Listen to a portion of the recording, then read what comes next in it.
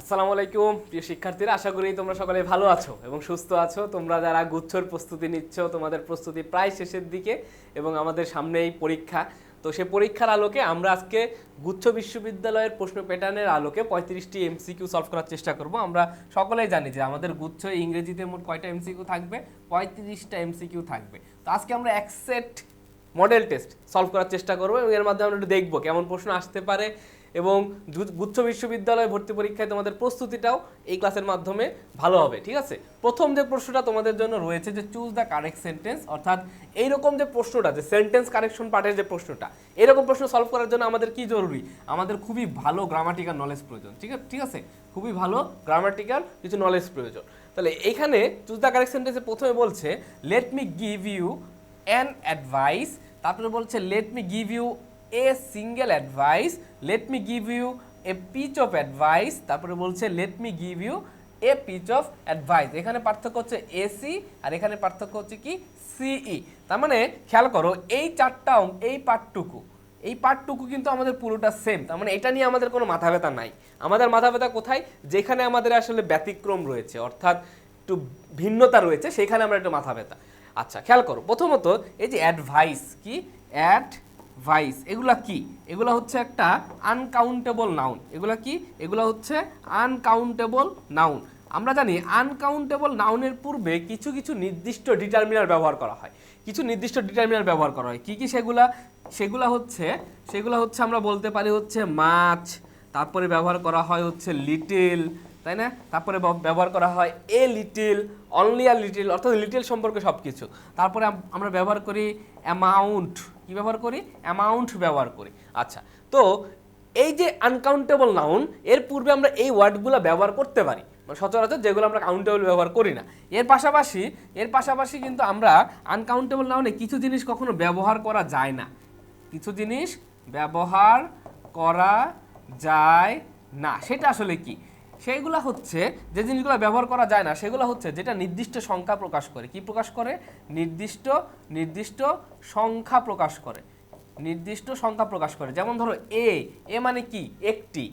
এ, তারপর হচ্ছে এন, তারপরে হচ্ছে তোমার 1 2 3 4 5 6 7 8, এইগুলো হচ্ছে আনকাউন্টেবল নাউনের পূর্বে কখনোই ব্যবহার করা যায় না, একদম সরাসরি কখনো ব্যবহার করা যায় না। সে অনুযায়ী খেয়াল করো এই যে প্রথম যে পার্টটাতে এইখানে অ্যাডভাইসের পূর্বে একটা এন আছে। তো অ্যাডভাইস যেহেতু আনকাউন্টেবল নাউন, এর পূর্বে আমি এ এন 1 2 3 4 5 6 এগুলো ব্যবহার করতে পারবো না, তাহলে এ নাম্বারটা আমার বাদ।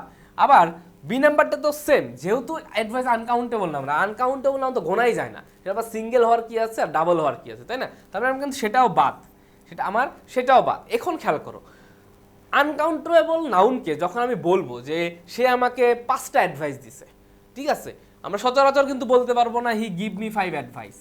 আমি কিন্তু এই ওয়ার্ডটা বলতে পারবো না হি গিভ মি 5 অ্যাডভাইস। তাহলে এই যে 5টা, এটাকে আমি কিভাবে আনকাউন্টেবলের মতো করে রূপান্তর করতে পারবো? সেই পদ্ধতিটা হচ্ছে 5 অ্যাডভাইস না বলে আমাকে বলতে হবে 5 পিচেস অফ অ্যাডভাইস। কি বলতে হবে? 5 পিচেস অফ অ্যাডভাইস। আমি যদি বলি সে আমাকে 10টা অ্যাডভাইস দিল, তখন আমাকে লিখতে হবে 10 পিচেস অফ অ্যাডভাইস। আমি যদি বলি সে আমাকে একটি অ্যাডভাইস দিল, তখন আমাকে লিখতে হবে এ পিচ অফ অ্যাডভাইস। মানে এটা হচ্ছে আনকাউন্টেবল নাউনকে গণনাযোগ্য করার মতো একটা বিষয় রূপান্তর করে। ঠিক আছে, মানে অনেক সময় বলতে ইচ্ছা হয় না যে সে আমাকে 10টা উপদেশ দিল, তো আমি তো সরাসরি 10 অ্যাডভাইসেস লিখতে পারবো না। কারণ কি? কারণ আনকাউন্টেবল নাউনকে কখনো কি করা যায় না? প্লুরাল করা যায় না। আনকাউন্টেবল নাউনকে প্লুরাল করা যায় না। তো সে অনুযায়ী খেয়াল করো এখানে আমরা a piece of advice, a piece of দুইটাই লিখতে পারি। এখন আমি তাহলে কোনটা নিব? এবার ব্যাপারটা হচ্ছে যখন একটা বাক্যের শেষে তুমি এসি দেখবা, একটা শব্দের শেষে এস ই, এটা হচ্ছে সচরাচর ভার্বকে রিপ্রেজেন্ট করে, আর সিই এটা রিপ্রেজেন্ট করে হচ্ছে নাউনকে। তাই এখানে অফের পূর্বে আমরা যেহেতু জানি একটা নাউন বসে, তার জন্য উত্তরটা আমরা নিব হচ্ছে কি ডি নাম্বারটা, অ্যাডভাইস। ওকে, আচ্ছা, তো এই অ্যাডভাইসের পাশাপাশি আরও কিছু আনকাউন্টেবল নাউন আমাদের জানা প্রয়োজন, যেগুলো আমাদের পরীক্ষাতে সচরাচর এসে থাকে। সেই আনকাউন্টেবল নাউনগুলো কি? ধরো আমরা লিখতে পারি হচ্ছে নিউজ, আমরা লিখতে পারি মানি একটা আনকাউন্টেবল নাউন, আমরা লিখতে পারি পলিটিক্স একটা আনকাউন্টেবল নাউন। ঠিক আছে, পলিটিক্স। তারপরে যে কোনো সাবজেক্টের নাম, ধরো লিখলাম ইকোনমিক্স, হ্যাঁ, ইকোনমিক্স মানে যে কোনো সাবজেক্টের নাম, ইকোনমিক্স হইতে পারে, ফিজিক্স হইতে পারে, ম্যাথমেটিক্স হইতে পারে, এই ওয়ার্ডগুলা। এর পাশাপাশি আমরা লিখতে পারি ভোকাবুলারি, হ্যাঁ, এগুলো কিন্তু আনকাউন্টেবল নাউন হিসেবে ব্যবহার করা হয়। লিখতে পারি ট্রাভেল, লিখতে পারি ফার্নিচার। তো এই সব কিছুই আমাদের কি আনকাউন্টেবল নাউন, এবং এদেরকে আমরা কখনো এস বাই এস যোগ করতে পারবো না। এদের পূর্বে আমি কখনোই এ এন 1 2, তারপরে প্লুরাল যেগুলো আছে, যেমন প্লুরাল কি থাকে, ধরো যে দিস, তারপরে প্লুরাল থাকে হচ্ছে দোজ, ঠিক আছে, এই জিনিসগুলো কিন্তু কখনোই ব্যবহার করতে পারবো না। তাহলে এটা ছিল আমাদের প্রথম প্রশ্নের উত্তর। দ্বিতীয় প্রশ্ন আমরা খেয়াল করব। দ্বিতীয় প্রশ্ন হচ্ছে can you tell me where dash. আচ্ছা, এটা আমাদের ইমবেডেড কোশ্চেন থেকে আসা একটা প্রশ্ন, এবং এটা আমাদের গুচ্ছের জন্য খুবই গুরুত্বপূর্ণ। দু একটা চলে আসতে পারে ইমবেডেড কোশ্চেন, আমাদের বেসিক সেন্টেন্সের যে স্ট্রাকচার খেয়াল করো।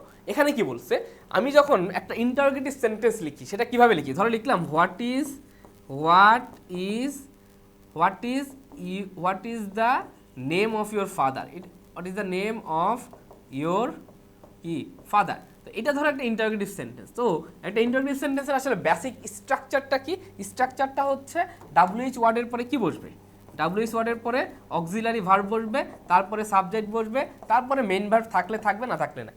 ঠিক আছে, এটা হচ্ছে একটা ইন্টারোগেটিভ সেন্টেন্সের বেসিক স্ট্রাকচার।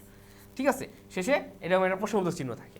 এখন এই যে WH ওয়ার্ডটা খেয়াল করো, এই যে WH ওয়ার্ডটা, এইটা যখন আমার একটা বাক্যের মাঝে বসবে, কি বসবে, এই যে WH ওয়ার্ডটা যখন বাক্যের মাঝে বসবে, দেখো can you tell me where, এটা বাক্যের মাঝে বসছে না। WH ওয়ার্ড যখন বাক্যের মাঝে বসবে, WH ওয়ার্ড যখন বাক্যের মাঝে বসবে, তখন আমার কাজ হচ্ছে আগে সাবজেক্ট নিয়ে আসা, তারপরে ভার্ব নিয়ে আসা। আগে সাবজেক্ট নিয়ে আসা, তারপরে কি নিয়ে আসা, ভার্ব নিয়ে আসা। সে অনুযায়ী আগে আমরা একটু বাদ দেওয়ার চেষ্টা করি। দেখো হোয়ার এর পরে আগে আমার কি লাগবে, সাবজেক্ট লাগবে। এখানে ডাজ আছে, তাহলে বাদ।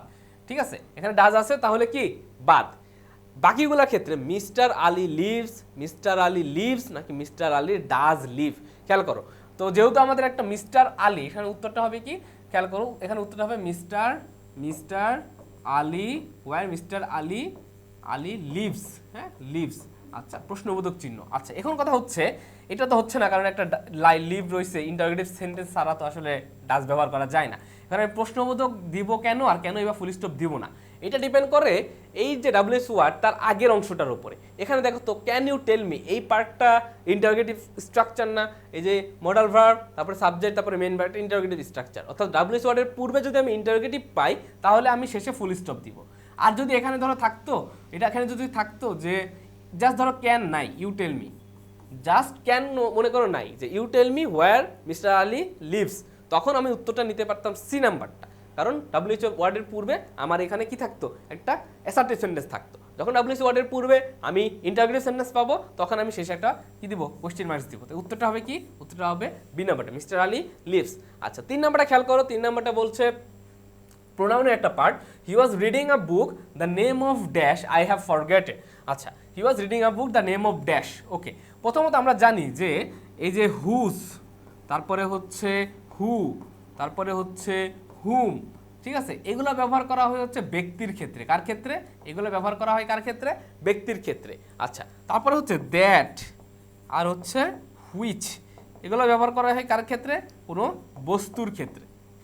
ওকে, বস্তুর ক্ষেত্রে। He was reading a book, the name of dash I have forgotten, the name of which I have forgotten. উত্তরটা হবে কি, উত্তরটা হবে হচ্ছে আমার ডি নাম্বারটা। কেন ডি নাম্বারটা হচ্ছে, কারণ আমার এখানে অর্থটা মিলাইতে হবে, যার নাম। হুইচ মানে কি, হুইচ মানে হচ্ছে যার, হ্যাঁ, এখানে একটা বস্তু অর্থে, হুইচ অর্থ কি, যার নাম আমি আসলে ভুলে গেছি। বুঝতে পারছো, যার নাম আমি ভুলে গেছি, এখানে উত্তরটা হবে কি, হুইচ। 4 নাম্বারটা হচ্ছে I am going to A wedding on Saturday dash is getting married. বলছে আমি শনিবারে একটা হচ্ছে বিবাহের অনুষ্ঠানে যাব, আমার একজন বন্ধু বিবাহতে আবদ্ধ হবে, বিবাহ বন্ধনে আবদ্ধ হবে। খেয়াল করে এটা আমরা কিভাবে লিখতে পারি। প্রথমত এখানে হচ্ছে বিষয়টা হচ্ছে আমাকে লিখতে হবে ওয়ান অফ মাই ফ্রেন্ড। এইটা একটা ফ্রেজ, এই ওয়ান অফ মাই ফ্রেন্ডকে আমরা লিখতে পারি a friend of mine, a friend of mine. এই দুইটা ওয়ান অফ মাই ফ্রেন্ডস অথবা এ ফ্রেন্ড অফ মাইন, মানে আমার একজন বন্ধু, আমি এই দুইটা ফ্রেজ ব্যবহার করতে পারি। এখন তোমরা একটু দেখো এই দুইটা ফ্রেজের ভিতর কোনটা আমার অপশনে আছে, কোনটা আমার অপশনে আছে। ওয়ান অফ মাই ফ্রেন্ড নাই, এখানে জাস্ট ওয়ান মাই ফ্রেন্ড আছে। যদি ওয়ান অফ আর শেষে এস থাকতো, ওয়ান অফ মাই ফ্রেন্ডস হইতো, তাহলে নিতে পারতাম। সেজন্য উত্তরটা হবে কি, সি নাম্বারটা, যে one of a friend of mine, হয় ওয়ান অফ মাই ফ্রেন্ডস অথবা এ ফ্রেন্ড অফ কি মাইন, এই দুটো যে কোনো একটা আমাকে ইউজ করতে হবে। 5 নাম্বারটা হচ্ছে after John dash his clothes he began to study. আচ্ছা খেয়াল করো, আমরা একটা নিয়ম পড়ে থাকি, সেটা হচ্ছে এই তোমার পাস্ট পারফেক্ট টেন্স, ঠিক আছে। পাস্ট পারফেক্ট টেন্সের যে স্ট্রাকচার সেটা হচ্ছে অতীতের দুইটা কাজের মধ্যে, কিসের মধ্যে, অতীতের দুটি কাজের মধ্যে যে কাজটি আগে ঘটবে, কি ঘটবে, যে কাজটি আগে ঘটবে সেখানে হবে হচ্ছে পাস্ট পারফেক্ট, আর যে কাজটি কি ঘটবে, পরে ঘটবে, সেখানে হবে পাস্ট ইনডিফিনিট, ঠিক আছে। পাস্ট ইনডিফিনিট বলছে after John dash is clothes he began to study, এখানে আছে হচ্ছে ওয়াশ, ভার্বটা আছে ওয়াশ। খেয়াল করো এখানে বলছে হচ্ছে সে ক্লোথ ওয়াশ করার পরে, আফটার মানে কি, বিফোর মানে পূর্বে, আর আফটার মানে পরে, তার মানে সে ক্লোথ ওয়াশ করার পরে স্টাডি বিগিন করলো, শুরু করলো। তাহলে কোন কাজটা আগে ঘটছে, আগে সে কাপড় ধুইছে, তারপরে সে পড়াশোনা শুরু করছে। এজন্য পড়াশোনা শুরু করার যে পার্ট সেটা ঘটছে কখন, সেটা ঘটছে পরে। সেজন্য দেখো এখানে পাস্ট ইনডিফিনিট V2 দেওয়া রয়েছে, তাহলে অপর পাশে আমি কি দিব, পাস্ট পারফেক্ট দিব, মানে হচ্ছে কি হ্যাড প্লাস V3 দিব, তাহলে হ্যাড প্লাস V3 আছে কোথায়, বি নাম্বারটাতে, তাহলে উত্তরটা হবে হ্যাড ওয়াশড, ঠিক আছে। 6 নাম্বারটা খেয়াল করো, the correct passive form of the sentence take care of your health. আমরা জানি এটা হচ্ছে একটা কি সেন্টেন্স, এটা একটা ইম্প্যারেটিভ সেন্টেন্স, তাই না, এটা একটা কি সেন্টেন্স, ইম্প্যারেটিভ সেন্টেন্স। ইম্প্যারেটিভ সেন্টেন্সকে সচরাচর তুমি যদি প্যাসিভ করতে চাও, তোমাকে এটা কি নিয়ে আসতে হবে, তোমাকে নিয়ে আসতে হবে হচ্ছে একটা লেট নিয়ে আসতে হবে। কি নিয়ে আসতে হবে, লেট। লেটের পরে কি বসবে, একটা অবজেক্ট বসবে, লেটের পরে কি বসবে, একটা অবজেক্ট বসবে, তারপরে বি প্লাস V3 বসবে, কি বসবে, বি প্লাস V3 বসবে। এটা একটা আমাদের একটা ইন জেনারেল একটা স্ট্রাকচার, বি প্লাস V3 বসবে। তাহলে দেখি প্রথমে একটা লেট নিয়ে আসি, এই যে লেট, প্রথমে লেট নাই এটাতে, তাহলে বাদ, ঠিক আছে। ABC এখন আমরা একটু দেখবো। তারপর object take care of your health, your হেলথটা হচ্ছে আমার অবজেক্ট, তাহলে লেট ইউর হেলথ, ঠিক আছে, সবগুলো মিলছে। আচ্ছা তারপরে আমরা দেখি অবজেক্টের পরে কি থাকবে, বি প্লাস V3 থাকবে। এখন বি প্লাস V3 কই আছে, let your health be taken. আচ্ছা বি টেকেন আছে এখানে, এইখানে নাই, তাহলে এটা বাদ। এখন এ আর সি এর ভিতর আমরা দেখব। আচ্ছা এখানে যেহেতু আমার একটা অফ দেয়া আছে, আমার কিন্তু এমন কোনো অধিকার নাই যে আমি অফটা তুলে দিতে পারবো, ঠিক আছে। আমরা অফটা রেখে করতে হবে যে let your health be taken care of, সেই অনুযায়ী উত্তরটা হচ্ছে কি, উত্তরটা হচ্ছে সি নাম্বারটা হচ্ছে আমার উত্তর। 7 নাম্বার প্রশ্ন বলছে দে সাফার্ড মাচ, এখানে একটা এইচ হবে, এখানে একটা এইচ হবে, এইচ, ওকে। আচ্ছা বলছে they suffered much dash tornado had hit their village. এখানে আমাদের কনজাংশনগত যে অর্থ সেটা আমাদেরকে একটু লক্ষ্য রাখতে হবে। খেয়াল করো এখানে বলছে মানে যেদিন থেকে, কি বলছে, থেকে অর্থে, অর্থাৎ যেদিন থেকে টর্নেডো হিট করছে তাদের ভিলেজে, সেদিন থেকে তারা কি করছে, সাফার করছে। তাহলে থেকে অর্থে আমরা কি ব্যবহার করে থাকি, থেকে অর্থে আমরা দুইটা ওয়ার্ড ব্যবহার করি। এক হচ্ছে থেকে অর্থে, এক হচ্ছে আমরা ফ্রম ব্যবহার করে থাকি, আরেকটা হচ্ছে কি ব্যবহার করে থাকি, সিন্স ব্যবহার করে থাকি। ফ্রম ব্যবহার করা হয় একটা প্রিপোজিশন হিসেবে, সিন্স ব্যবহার করা হয় সচরাচর একটা কনজাংশন হিসেবে, ওকে, কনজাংশন হিসেবে। তাহলে দে সাফার্ড মাচ, এখানে যেহেতু ফ্রম নাই, আমার আছে কি, সিন্স আছে, তাহলে উত্তর হবে সিন্স, যে টর্নেডো হিট করার পর থেকেই তারা সাফার করতেছে, তারা কি করতেছে, সাফার করতেছে। আচ্ছা আর এছাড়াও আরেকটা নিয়ম তোমরা মনে রাখবা, এখানে যেমন অ্যাজ ইফ আছে, like as if as though, আর হচ্ছে কি অ্যাজ ইফ অ্যাজ দো, আর হচ্ছে সিন্স, অ্যাজ ইফ অ্যাজ দো এবং সিন্স। এটা আবার আরেকটা অর্থ হয়, সেটা হচ্ছে যেন অর্থে। কি অর্থে, এই তিনটাই একটা যেন অর্থে। যেমন ধরো আমি বলতে পারি এর পূর্বে যদি আমার প্রেজেন্ট টেন্স থাকে, যে কোনো প্রেজেন্ট টেন্স থাকে, তাহলে পরে আমাকে লিখতে হবে পাস্ট ইনডিফিনিট টেন্স, ওকে। আর এর পূর্বে যদি আমার পাস্ট ইনডিফিনিট টেন্স থাকে, এরপরে আমাকে লিখতে হবে পাস্ট পারফেক্ট টেন্স। যেমন ধরো যে বললাম he talks as if he knew everything, ধরো ডট থাকলো, তাহলে এখানে আমার নিয়মটা কি খাটলো, এই যে অ্যাজ ইফ এর পূর্বে আমার প্রেজেন্ট টেন্স আছে, এই যে প্রেজেন্ট টেন্স, তারপরে হবে আমার পাস্ট ইনডিফিনিট মানে V2। এখানে যদি আমি টকড লিখতাম, TALKED টকড, তাহলে আমাকে ওই পাশে লিখতে হবে পাস্ট পারফেক্ট, তাহলে হ্যাড নোন, তাহলে লিখতে হতো কি হ্যাড নোন। তাহলে এই নিয়মটা তোমরা একটু মাথায় রেখে দিবা, ঠিক আছে। আচ্ছা 8 নাম্বারটা খেয়াল করো, she said he was trying to help me. খুবই সহজ, ন্যারেশন থেকে আমাদের প্রশ্ন মাস্ট, ন্যারেশন আর ভয়েস থেকে, বুঝছো। ন্যারেশন আর ভয়েস থেকে আমাদের প্রশ্ন মাস্ট একটা না একটা থাকবেই গুচ্ছতে। তার আমরা এটা দেখি, এখানে বলছে শি সেইড, আমরা জানি সেইড থাকলে কখনো টোল্ড হয় না। অ্যাসার্টিভ সেন্টেন্সে টোল্ড কখন হবে? সেইড টু থাকলে আমরা লিখবো টোল্ড, আর যখন শুধু সেইড থাকবে তখন আমরা লিখবো হচ্ছে সেইড। এখানে দেখতে পারতেছি সবগুলোতেই সেইড আছে। তারপর অ্যাসার্টিভ সেন্টেন্সে আমরা কমা তুলি দিয়ে কি বসাই? কমা তুলি দিয়ে একটা দ্যাট বসাই, দ্যাট। কমা তুলি দিয়ে কি বসাই? দ্যাট বসাই। এই দ্যাটও এখানে দেখি সবগুলোতেই ঠিক আছে। আচ্ছা, তারপরে আমাদের কাজটা হচ্ছে কি প্রোনাউনের পরিবর্তন। আমরা জানি যদি এই প্রোনাউনটা ফার্স্ট পারসন হয়, ফার্স্ট পারসন হইলে ফলো করবে কাকে? এই যে রিপোর্টেড ভার্ব, রিপোর্টেড ভার্বের সাবজেক্টকে।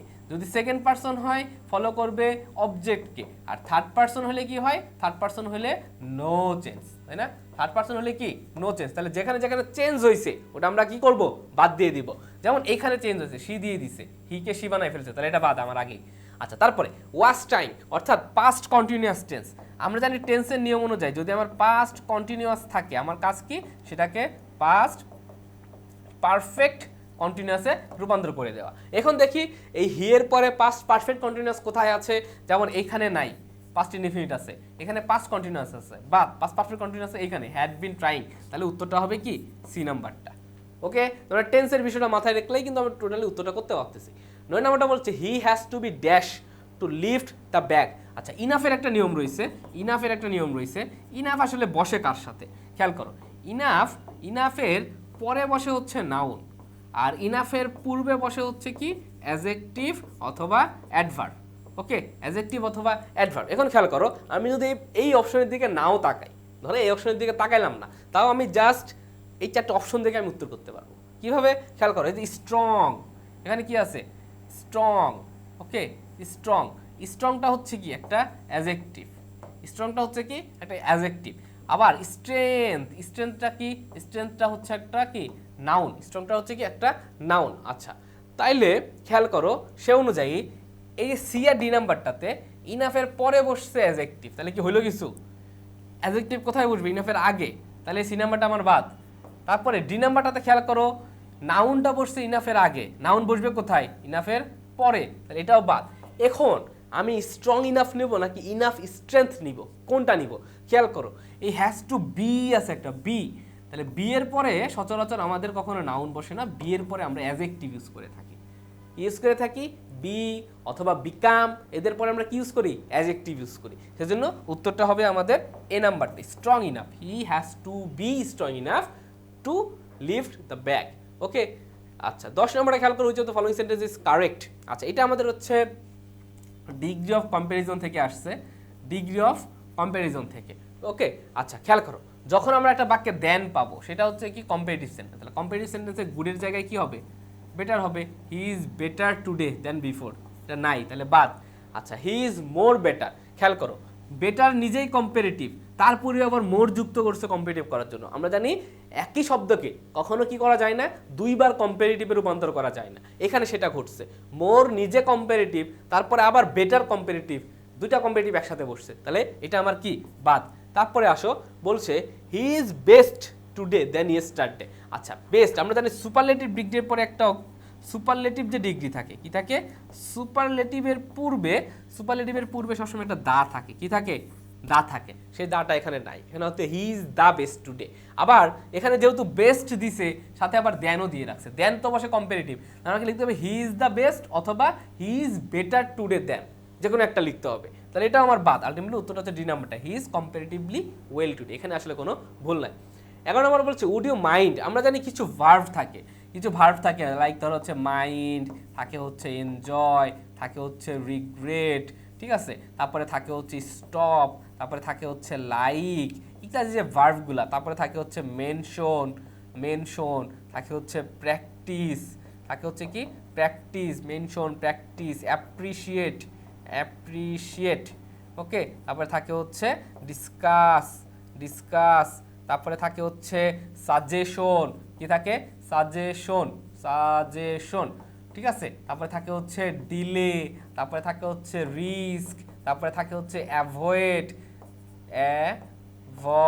ঠিক আছে। এই যে ইত্যাদি শব্দ, ইত্যাদি ভার্ব, এই ভার্বগুলোর পরে, এই যে যতগুলো ভার্ব লিখছি, এই ভার্বগুলোর পরে আমরা সবসময় কি দিব? ভার্ব প্লাস আইএনজি দিব। ওকে, এই সবগুলো ভার্বের পরে কি দিব, ভার্ব প্লাস আইএনজি দিব। এখানে যেহেতু মাইন্ড আছে তার মানে সিঙ্গিং হবে, উত্তরটা কি হবে, বি নাম্বারটা, singing. Would you mind singing a folk song. 12 নম্বরটা বলছে the poet and novelist dash come. আচ্ছা, অ্যান্ড দ্বারা যুক্ত, অ্যান্ড দ্বারা যুক্ত দুটি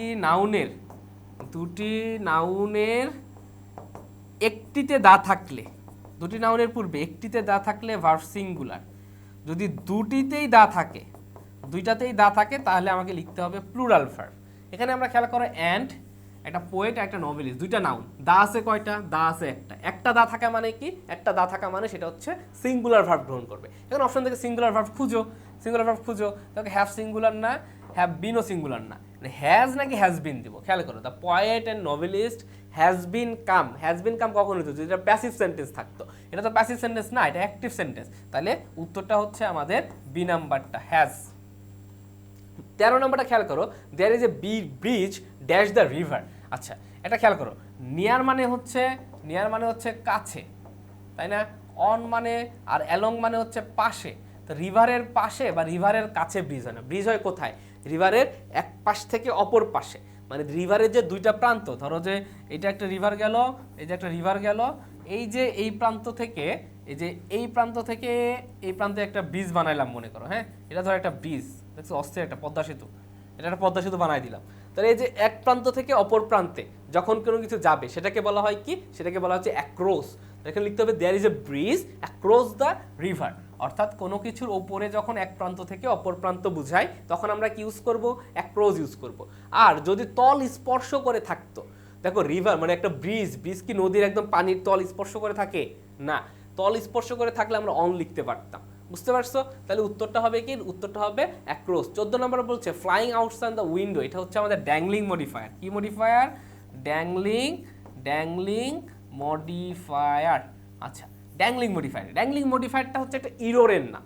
এই ইরোরটা আমরা কিভাবে সলভ করব, এটা সলভ করার পদ্ধতিটা হচ্ছে এই যে ভার্বটা দেয়া থাকে এখানে, দেখো তো এখানে একটা ভার্ব প্লাস আইএনজি আছে না, ফ্লাইং। আমার কাজ হচ্ছে খুবই সহজ, সেটা হচ্ছে এই ভার্বের কাজ যে করবে তাকে সাবজেক্ট পজিশনে বসাইতে হবে, ঠিক আছে, ভার্বের কাজ যে করবে তাকে সাবজেক্ট পজিশনে বসাইতে হবে। Flying outside the window, I grab the papers were grabbed by me, নাকি I will be grab the papers. এখন খেয়াল করো, মানে জানলা দিয়ে কে ওড়ে, আমি উঠতে পারবো জানলা দিয়ে, নাকি পেপার উড়ে চলে যাবে বাতাসে। দেখো বাতাস হলে খুব সহজে পেপার কিন্তু উড়ে যেতে পারে। তাহলে ফ্লাইং আউটসাইড দ্য উইন্ডো, এখানে কিন্তু আই সাবজেক্ট পজিশনে বসতে পারবে না, তাহলে এই দুটো আমার আগেই বাদ।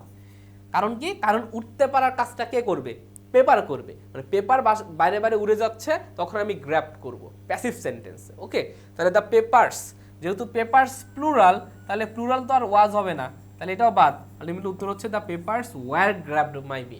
এত কিছু বোঝার দরকার নেই, জাস্ট দেখবে এখানে যে ভার্বটা থাকবে সেই ভার্বের কাজ যে করবে তাকে আমি সাবজেক্ট পজিশনে বসাবো। সেখানে সাবজেক্ট পজিশনে বসানোর পর যখন দেখবো একাধিক সাবজেক্ট আছে তখন আমি ভার্ব বা অন্য কিছুর দিকে নজর দিব, বুঝতে পারছো? ড্যাংলি মডিফায়ার সলভ করার এর থেকে আসলে সহজ টেকনিক নাই। আচ্ছা, তারপরে আসছে আমাদের কন্ডিশনাল সেন্টেন্স। কি আসছে, কন্ডিশনাল সেন্টেন্স। আচ্ছা, ইফ যুক্ত ক্লজ যদি আমার পাস্ট ইনডিফিনিটে থাকে, কিসে থাকে, পাস্ট ইনডিফিনিটে থাকে, তাহলে অপর পাশে কি হবে, অপর পাশে হবে হচ্ছে উড প্লাস V1। এখানে দেখো এখানে ওয়্যার আছে মানে এটা পাস্ট ইনডিফিনিট। তার পাস্ট ইনডিফিনিটে থাকা মানে কি, আমাকে উড প্লাস V1 লিখতে হবে। উড প্লাস V1 কোথায় আছে, শুধু ডি নাম্বারটাতে, তাহলে উত্তর হবে আই উড হেল্প ইউ। আচ্ছা, তারপরে খেয়াল করো 16 নম্বর, my mother doesn't like coffee dash and dash I. আচ্ছা, এটা হচ্ছে আমাদের নেগেটিভ অ্যাগ্রিমেন্ট। কি, এটা হচ্ছে নেগেটিভ অ্যাগ্রিমেন্ট থেকে যে প্রশ্নটা। নেগেটিভ অ্যাগ্রিমেন্টের বিষয়টা হচ্ছে যে উভয় পাশে আসলে নাবোধক একটা সম্মতি প্রকাশ পায়। এটা বলতেছে আমার মা কফি পছন্দ করে না, তাই আমিও করি না। এই যে আমিও করি না, এটাকে আমরা কিভাবে লিখতে পারি, এটা লেখার একটা পদ্ধতি হচ্ছে, আমাকে লিখতে হবে সাবজেক্ট প্লাস অক্সিলারি যুক্ত নট যুক্ত অক্সিলারি প্লাস কি এইদার। এইটা একভাবে লিখতে পারি, আরেকভাবে লিখতে পারি শুরুতে যদি নেইদার যুক্ত করি, নেইদার তারপরে অক্সিলারি, শুধু অক্সিলারি, তারপরে সাবজেক্ট। মানে এই দুইটা সিকোয়েন্স আমাকে মিলাইতে হবে, যেটা মিলবে সেটা উত্তর। দুইটা সিকোয়েন্স মিলাবা জাস্ট নেগেটিভ এগ্রিমেন্টের ক্ষেত্রে। প্রথমে সাবজেক্ট, তারপরে হচ্ছে কি নট যুক্ত অক্সিলারি, তারপর এইদার। দ্বিতীয় পদ্ধতিটা কি? দ্বিতীয় পদ্ধতিটা হচ্ছে এই যে নেইদার, শুধু অক্সিলারি, তারপরে সাবজেক্ট। এবার একটু মিলাই কি কি আছে খেয়াল করো। এখানে আছে হচ্ছে শুরুতে আছে এইদার, তো শুরুতে কি এইদার থাকতে পারে? শুরুতে কি এইদার থাকতে পারে? এইদার থাকবে শেষে, তাহলে এটা বাদ।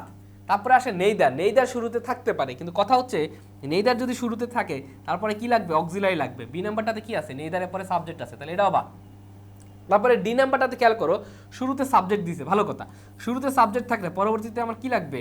একটা নট যুক্ত অক্সিলারি, নট যুক্ত অক্সিলারি, অর্থাৎ এখানে হবে আই ডু নট এইদার হবে, তাহলে এটাও বাদ। আলটিমেটলি থাকতেছে সি নাম্বার। দেখো সি নাম্বারটা কিন্তু সিকোয়েন্স মিলছে, নেইদার, অক্সিলারি, ডু, তারপরে হচ্ছে সাবজেক্ট আই, তাহলে উত্তরটা হচ্ছে কি? সি নাম্বারটা। এইভাবে খুব সহজে মনে রাখতে পারো। 17 নম্বর, everyone has tried but fail dash. আচ্ছা, এটা হচ্ছে আমাদের ট্যাগ কোশ্চেন। ট্যাগ কোশ্চেন থেকে খুবই কম আসে, তারপরও আমরা একটু দেখবো, ঠিক আছে? কারণ ট্যাগ কোশ্চেন যেহেতু সহজ টপিক একটু কম আসার সম্ভাবনা বেশি। তারপরে আমরা একটু পরীক্ষার আগে সবকিছু রিভাইজ করে যাব, যেন আমাদের কোনো রিস্ক না থাকে, বুঝতে পারছো? তাহলে ট্যাগ কোশ্চেনের ক্ষেত্রে আমরা জানি কি, যে এভরি ওয়ান, এভরি, এই যে এভরি যুক্ত যা আছে, বুঝছো? এভরি ওয়ান, এভরিথিং, বা ধরো যে এভরিবডি, ঠিক আছে? তারপর হচ্ছে no one, no one, nothing, nobody, তারপরে হচ্ছে সাম ওয়ান, সামথিং, সামবডি, তারপর হচ্ছে অ্যানি ওয়ান, অ্যানিথিং, অ্যানিবডি। এরা বাক্যের সাবজেক্ট হিসেবে সিঙ্গুলার, ভার্বও গ্রহণ করে সিঙ্গুলার, কোনো সমস্যা নেই। বাট যখন আমরা ট্যাগ কোশ্চেন ইউজ করব, এই এভরিওয়ানের বিপরীতে যে প্রোনাউনটা ইউজ করতে হয়, সে প্রোনাউনটা হচ্ছে কি? সে প্রোনাউনটা হচ্ছে, এই সবগুলার বিপরীতে যে প্রোনাউন ইউজ করি, সে প্রোনাউন হচ্ছে দে। আর দে এর সাথে সবসময় কি ভার্ব যাবে? প্লুরাল ভার্ব যাবে। তো এখানে আমি দেখবো যে দে প্লাস প্লুরাল ভার্ব আসলে কোথায় আছে। দে প্লাস প্লুরাল ভার্ব, দেখো এখানে হি দিয়ে রাখছে, তাহলে বাদ। বি নাম্বারটাতে হি দিয়ে রাখছে, বাদ। এখন আমি হ্যাভেন্ট দিয়ে দিব নাকি ডিডেন্ট দিয়ে দিব, সেটা ডিপেন্ড করে। আমরা জানি কি? আমরা জানি ট্যাগ কোশ্চেনে সবসময় মূল বাক্যের অক্সিলারি ভার্বকে ফলো করে। এখানে যেহেতু আমার পারফেক্ট টেন্সে আছে, তার মানে আমাকে হ্যাভেন্ট লিখতে হবে, তাহলে হবে কি? উত্তর হবে এ নাম্বারটা, haven't, haven't they, but fail, haven't they. 18 নম্বর, the teacher did not get students. আচ্ছা, এটা আমাদের হচ্ছে পজিটিভ ভার্বের নিয়ম। বেশ কয়েকবার তোমাদের পজিটিভ ভার্ব পড়ানো হয়েছে, ক্লাসেও অনেকবার করানো হয়েছে। আমরা জানি পজিটিভ ভার্ব গেটের পরে, কিসের পরে? যদি গেটের পরে আমাদের অবজেক্ট থাকে এবং সেই অবজেক্টটা যদি অ্যাক্টিভ হয়, কি হয়? অ্যাক্টিভ হয়, তাহলে আমাকে লিখতে হবে 2 + V1। সেই অবজেক্টটা যদি আমার কি হয়? প্যাসিভ হয়, তাহলে আমাকে লিখতে হবে শুধুমাত্র V3, ঠিক আছে? তাহলে অবজেক্টটা অ্যাক্টিভ নাকি প্যাসিভ তার উপর ডিপেন্ড করে কিন্তু আমাদের উত্তরটা করতে হবে, অ্যাক্টিভ আর হচ্ছে কি? প্যাসিভ। আচ্ছা, এখানে আমরা দেখি প্রশ্নে আসলে কি চাইছে। প্রশ্নে গেট স্টুডেন্ট। আচ্ছা, স্টুডেন্ট, এই স্টুডেন্টরা কি টাইপিং এর কাজ করতে পারে কিনা সেটা বলবা। মানে পারে, মানে দক্ষতা পরের বিষয়, মানে আমরা কি পারি কিনা? পারি। ফোনে কত টাইপ করি না আমরা? তোমরা যারা ক্লাস দেখতেছো কমেন্ট করবা, সেটাও তো একটা টাইপের বিষয় আছে। তাহলে এই যে টাইপ, স্টুডেন্টরা কি করতে পারে? টাইপ করতে পারে, তার মানে সেটা একটা অ্যাক্টিভ অবজেক্ট। যে ভার্বের কাজ করতে পারবে সে কি? সে একটা অ্যাক্টিভ অবজেক্ট। তাহলে গেটের পরে যখন অ্যাক্টিভ অবজেক্ট থাকবে, তখন আমার কাজ হচ্ছে কি? 2 + V1 নিয়ে আসা। তাহলে 2 + V1 এখন প্রশ্নে কই আছে? এই নাম্বারটাতে। তাহলে two type their ages. Okay, 19 নম্বরে বলছে think of beauty is a joy for ever. হ্যাঁ, অফ বিউটি আসলে কি? আচ্ছা, খেয়াল করো, এ থিঙ্ক অফ বিউটি, এই পুরোটা হচ্ছে একটা নাউন ফ্রেজ। পুরোটা কি? এই পুরোটা হচ্ছে একটা নাউন ফ্রেজ। আর এই যে অফ এর পরে অফ বিউটি, এই যে of beauty, A think of beauty, এইটা হচ্ছে একটা অ্যাডজেক্টিভ ফ্রেজ। কীভাবে অ্যাডজেক্টিভ ফ্রেজ? এই অফ বিউটিটা আসছে কই থেকে আমাদেরকে সেটা বুঝতে হবে। যে এখানে হচ্ছে a beautiful think, a beautiful think, a beautiful think, এই থিঙ্কটা হচ্ছে নাউন, আর এই নাউনের পূর্বে যেটা আসছে সেটা হচ্ছে অ্যাডজেক্টিভ। এই বিউটিফুলটাকে আমরা এইভাবে লিখতে পারি অফ বিউটি, বুঝতে পারছো? তাহলে এটা হচ্ছে কি হবে? এটা হচ্ছে আমাদের অ্যাডজেক্টিভ ফ্রেজ। এরকম আরও যত ফ্রেজ পাবা, এ ম্যান অফ অনেস্ট, ধরো লিখলাম a man of honesty, a man of honesty, এটা মানে কি? এটা মানে হচ্ছে এ অনেস্ট ম্যান। তাহলে এই যে অফ অনেস্টি, এটা হচ্ছে আমার অ্যাডজেক্টিভ ফ্রেজ যাবে, বুঝতে পারছো? আবার ধরো বললাম এ ম্যান অফ, ধরো বললাম letters, a man of letters, এটা মানে এই যে অফ লেটার্স, এটা একটা অ্যাডজেক্টিভ ফ্রেজ যাবে, মানে অফের পরে অ্যাডজেক্টিভ ফ্রেজ। ওকে, তারপর 20 নম্বরটা বলছে Denmark is dash European country. U, আমরা জানি ইউ এর মতো উচ্চারণ হইলে আমাদের এ লিখতে হয়। কি লিখতে হয়? ইউ এর মতো উচ্চারণ হলে কি লিখতে হয়? এ লিখতে হয়। তাহলে সেহেতু ইউরোপিয়ান, এই যে ইউ এর মতো উচ্চারণ হচ্ছে, তাহলে উত্তর হবে Denmark is a European nation. 21 নম্বরটা বলছে find out this text in your text book. আচ্ছা দিস আমরা জানি হচ্ছে দিস, তারপর হচ্ছে দ্যাট, তারপর হচ্ছে দিস, তারপর হচ্ছে দোজ, এগুলো হচ্ছে কি, এগুলো হচ্ছে একটা ডেমনস্ট্রেটিভ প্রোনাউন। এগুলো কি ডেমনস্ট্রেটিভ প্রোনাউন অথবা ডেমনস্ট্রেটিভ অ্যাডজেক্টিভ। আবার এ, তারপরে অ্যান, তারপরে হচ্ছে দা, এগুলো হচ্ছে কি এক একটা আর্টিকেল, মানে এরা সবাই হচ্ছে ডিটারমিনার। কি এরা হচ্ছে এক একটা ডিটারমিনার। আর ডিটারমিনারের পরে কি বসে, ডিটারমিনারের পরে সবসময় কি বসে, নাউন বসে। তাহলে এই টেক্সটটা হচ্ছে নাউন, ঠিক আছে, এই টেক্সটটা হচ্ছে নাউন। আবার দেখো ইন ইউর টেক্সট বুক, বইটা হচ্ছে নাউন, আর নাউনের পূর্বে একটা ওয়ার্ড থাকা মানে সেটাকে আমরা বলবো কি, সেটাকে আমরা বলবো অ্যাডজেক্টিভ। তাহলে প্রথমটা নাউন, তারপর একটা অ্যাডজেক্টিভ, তাহলে উত্তরটা হবে কি বি নাম্বারটা। তারপরে খেয়াল করো 22 নম্বর, what is the masculine gender of mare. আচ্ছা মেয়ার মানে আমরা জানি হচ্ছে ঘোড়া, মেয়ার মানে কি, মেয়ার মানে হচ্ছে ঘোড়া, তো ঘোড়ার মাস্কুলিন ফর্মটা হচ্ছে মেয়ার হচ্ছে স্টেলিয়ন, হ্যাঁ স্টেলিয়ন। আচ্ছা ডগের হচ্ছে, ডগ হচ্ছে বিচ হয়, BITCH, ডগ হচ্ছে ছেলে, এটা হচ্ছে মেয়ে, মানে পুরুষবাচক আর হচ্ছে স্ত্রীলিঙ্গ, বিচ, ডগ হচ্ছে বীর, বিয়ার, সো হয়ে যায়, ঠিক আছে। আচ্ছা তারপরে 23 নম্বরটা বলছে গিভ এ হ্যান্ড মিনস, আমরা মাঝে মাঝে বলি না গিভ হ্যান্ড, আমাকে একটু হাত দাও, এর মানে কি আসলে হাত দেওয়া না, এর মানে হচ্ছে কাউকে সহায়তা করা, সাহায্য করা। তাহলে এটা উত্তরটা হবে কি টু হেল্প। এটা হচ্ছে ফ্রেজ এন্ড ইডিয়মস, এরকম ফ্রেজ এন্ড ইডিয়মস কিন্তু আমাদের পরীক্ষায় প্রচুর আসে এবং ভোকাবুলারি বা মুখস্থ পাঠটাও কিন্তু প্রচুর আসে, তাহলে এটা একটু ভালো করে পড়ে যাবে। Give a hand means to help. 24 নম্বর বলছে a writer who steals ideas from others স্কল, মানে ধরো আমি একটা বই লিখলাম, ঠিক আছে, একটা ইউনিক একটা বই লিখলাম, আমার নামে সে কোনো ধরো যে ক্রেডিট না দিয়ে সে যদি নিজের নামে ওই বইটা আবার কপি করে ছাপায়, তাহলে এটাকে একটা চুরি বলে। সেই চুরিটাকে কি বলে জানো, প্লেজিয়ারিজম। এবং যারা প্লেজিয়ারিজম করে তাদেরকে বলা হয় প্লেজিয়ারিস্ট। প্লেজিয়ারিস্ট মানে যখন তোমার কোনো তত্ত্ব উপাত্ত বা তোমার যে জ্ঞান সেটাকে যখন কেউ চুরি করে নিজের নামে চালাবে সেটাকে বলা হবে, তাদেরকে বলা হবে প্লেজিয়ারিস্ট। 25 আই কনসোল, ওকে, এটা হচ্ছে অ্যাপ্রোপ্রিয়েট প্রিপোজিশন এবং এখান থেকে প্রচুর প্রশ্ন আসবে, প্রচুর প্রশ্ন আসে appropriate preposition. I console, console শব্দের পরে, কনসোল শব্দের পরে, কনসোল শব্দের পরে বসে হচ্ছে উইথ, আবার কনসোল শব্দের পরে বসে হচ্ছে অন, দুইটা বসতে পারে। উইথ কখন বসবে, অন কখন বসবে? উইথ বসবে হচ্ছে ব্যক্তির পূর্বে, অন বসবে হচ্ছে কি ব্যক্তি ভিন্ন অন্য কিছুর পূর্বে, ঠিক আছে। এখানে বলছে কি I console with Rakib on his father's death. দেখো এখানে হবে হচ্ছে উইথ আর এখানে হবে হচ্ছে অন। কেন অন হইলো, কারণ এখানে কিন্তু কোনো ব্যক্তির ক্ষেত্রে না, একটা মৃত্যুর ক্ষেত্রে বোঝাচ্ছে। তাহলে সরাসরি ব্যক্তি না বুঝে অন্য কিছু বুঝালেও সেখানে কি বসবে, অন বসবে। তাহলে console with Rakib on his father's death. তারপরে বলছে 26 নম্বর, the line all people dream but not equally said by. এটা আমরা জানি খুবই সহজ একটা আমাদের ড্রিম কবিতার লাইন। কি লাইন, আমাদের ড্রিমস কবিতার যে লাইন, ড্রিমস কবিতার লাইন, এটা লিখেছে কে, এটা লিখেছে হচ্ছে আমাদের D.H. লরেন্স। আর আরেকটা আছে হচ্ছে হোল্ড ফাস্ট টু ড্রিম, ওটা লিখেছিল আমাদের ল্যাংস্টন হিউজেস, তাই না, ল্যাংস্টন হিউজেস। আচ্ছা তারপরে হচ্ছে তাহলে এটা উত্তরটা হবে বি, এটা উত্তরটা হবে বি। আবার ল্যাংস্টন হিউজেসের পার্ট থেকেও কিন্তু প্রশ্ন আসতে পারে। 27 নম্বর বলছে ইনডলেন্ট ইজ অ্যান্টোনিমাস টু। আচ্ছা ইনডলেন্স, ইনডলেন্ট মানে কি, ইনডলেন্ট মানে হচ্ছে যারা খুবই অলস প্রকৃতির। কি প্রকৃতির, ইনডলেন্ট মানে হচ্ছে যারা খুবই অলস প্রকৃতির। তাহলে অলসের আসলে বিপরীত কি, যারা খুবই পরিশ্রমী। পরিশ্রমী অর্থে এখানে কি আছে, ইন্ডাস্ট্রিয়াস, ইন্ডাস্ট্রিয়াস। নেটিভ মানে জানি আমরা লোকাল, নেটিভ মানে কি হচ্ছে লোকাল, যারা স্থানীয়। স্মুথ মানে আমরা জানি খুবই স্মুথ, মানে একটা মধুর যেটা। আর কমপ্লিমেন্টারি আমরা জানি হচ্ছে পরিপূরক অর্থে বা অনেক সময় প্রশংসা অর্থে। 28 নম্বর বলছে সিলেক্ট দ্য ইনকারেক্ট স্পেলিং, বলছে সিলেক্ট দ্য ইনকারেক্ট স্পেলিং। এখানে আসলে মোটামুটি কোনোটাই ইনকারেক্ট না, কফি, ক্যাফেটেরিয়া, সিগারেট, ক্যাফেইন সবগুলাই কারেক্ট। তবে এই ক্যাফেইন শব্দটাকে আমরা আরেকটা ভাবে লিখতে পারি, সেটা হচ্ছে CAFFEINE, ঠিক আছে। এটা অনেক সময় দেখা যায় কি শেষে ই না দিলে কেটে দিতে পারে, তো অপশন বেঁধে ডি নাম্বারটা উত্তর হতে পারে, কিন্তু এখানে আসলে সবগুলাই কারেক্ট অ্যান্সার। 29 নম্বরটা বলছে দ্য ট্রান্সলেশন অফ সময় শেষ হয়েছে। সময় শেষ হয়েছে অর্থাৎ আমরা লিখি হচ্ছে দ্য টাইম ইজ ওভার। পরীক্ষার হলে বলে না, যখন দেখবে 1 ঘন্টা সময় শেষ হয়ে গেছে বলবে the time is over, stop writing, এগুলো এরকম কথা বলে। তাহলে সময় শেষ হয়েছে অর্থাৎ আমরা লিখতে পারি টাইম ইজ ওভার।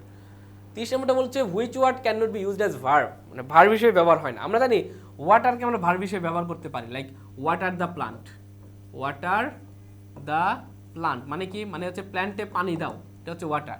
আর মাস্টারকেও আমরা ভার্ব হিসেবে ব্যবহার করতে পারি, আমরা বলতে পারি বি মাস্টারি, ঠিক আছে। তারপরে আমরা বুক, লাইক ধরো যে কোনো একটা বরাদ্দ দেওয়া অর্থে, please book my ticket, please book my seat, এই অর্থে আমরা ভার্ব হিসেবে ব্যবহার করতে পারি। কিন্তু হসপিটালকে শুধুমাত্রই নাউন হিসেবে ব্যবহার করা হয়।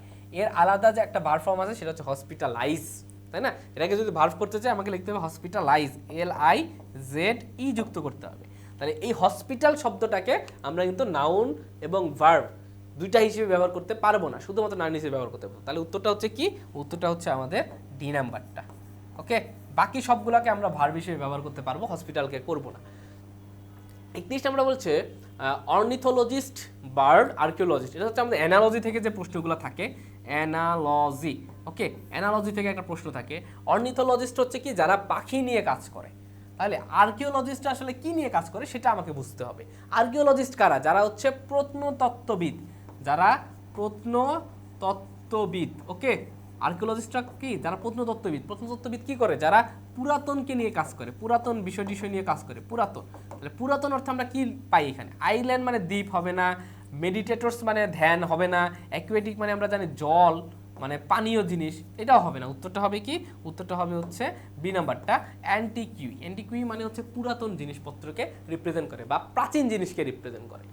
32 নাম্বারটা বলছে cowards die many times before their death, মানে যারা ভীতুরা তার আসল মৃত্যুর পূর্বে আসলে অনেকবার মরে যায়। কারণ দেখা যায় একটা অন্যায় হচ্ছে, সে ভয়ের কারণে সে অন্যায়ের প্রতিবাদ করতে পারতেছে না, মরালি সে সেখানেই ডেথ, ঠিক আছে। এই যে কথাটা, এই কথাটা বলেছিলেন আমাদের উইলিয়াম শেক্সপিয়ার। এরকম কারো উক্তি চলে আসতে পারে, সচরাচর টেক্সট বইয়ের উক্তি আসার সম্ভাবনাই বেশি। তার পাশাপাশি তোমরা একটু বিখ্যাত ব্যক্তির উক্তিগুলো পড়ে যাবা, মোটামুটি জিকেতে এইগুলো তোমরা অনেক পড়ে থাকো। তারপর আমাদের হচ্ছে এখানে আমরা দেখতে পাচ্ছি আমাদের প্যাসেজ থেকে একটা প্রশ্ন আছে। কি থেকে? প্যাসেজ থেকে। আমাদের প্যাসেজ থেকে প্রশ্ন মাস্ট থাকবে, মাস্ট। এবং প্যাসেজ থেকে প্রশ্ন থাকবে 5টা এমসিকিউ।